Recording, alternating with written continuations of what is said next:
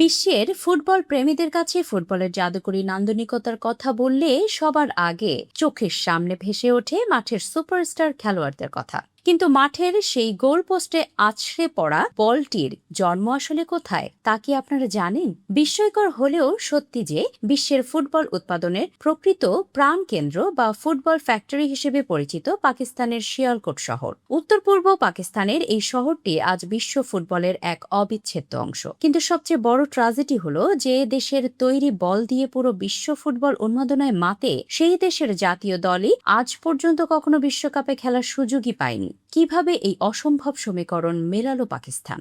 পরিসংখ্যান শুনলে আপনার চোখ কপালে উঠতে বাধ্য।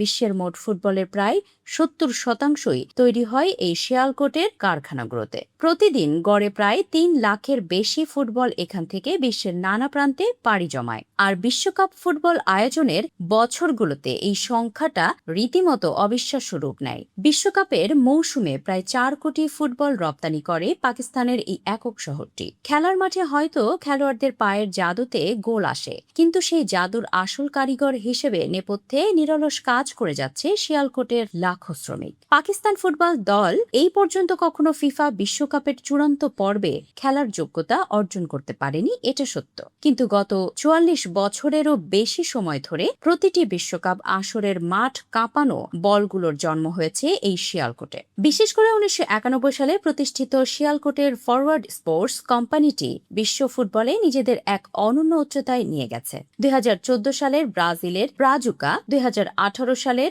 রাশিয়ার টেলস্টার ১৮, ২০২২ সালের কাতারের আল রেহলা এবং চলমান ২০২৬ সালের মেগা বিশ্বকাপের অফিসিয়াল ম্যাচ বল ট্রায়ান্ডা টানা ৪টি বিশ্বকাপে ব্যবহৃত মূল অফিসিয়াল বল তৈরির একচ্ছত্র দায়িত্ব পালন করেছে এই শহরের কারিগররা। একদিকে দেশের জাতীয় ফুটবল দলের বৈশ্বিক মঞ্চে না থাকার চিরন্তন আক্ষেপ, অন্যদিকে বিশ্বের প্রতিটি বড় ফুটবল টুর্নামেন্টের মূল চালিকা শক্তি হয়ে থাকা এই অদ্ভুত দ্বৈরথই শিয়ালকোটকে দিয়েছে এক অনন্য ও গর্বিত রাজকীয় পরিচয়। খেলার মাঠে পাকিস্তান না থাকলেও প্রতিটি গোলের উদযাপনে জড়িয়ে থাকে তাদেরই নাম।